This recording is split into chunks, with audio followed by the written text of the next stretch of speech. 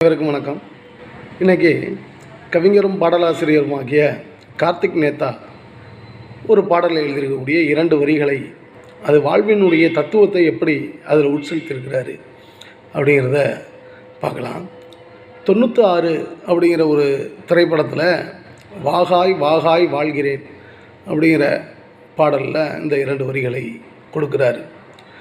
பதறாமல் பூவிழுந்த குளத்தின் மேலே உருவாகும் வளையலை போல நான் வாழ்ந்த அதிர்வை கொடுத்திடுவேன் கதறாமல் அப்படின்ட்டு 2 வரிகளை ரொம்ப அற்புதமாக சொல்லிட்டு போகிறாரு. வாழ்க்கையினுடைய தத்துவம்.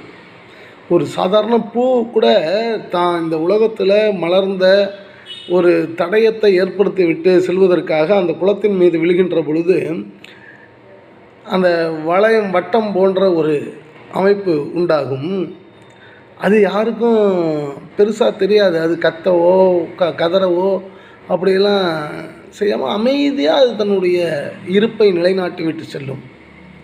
அதுபோல் நானும் பதறாமல் கதறாமல் என்னுடைய இருப்பை நிலைநாட்டி விட்டு செல்வேன் என்ற ஒரு அடிப்படையில் அதை எழுதியிருக்கிறார்.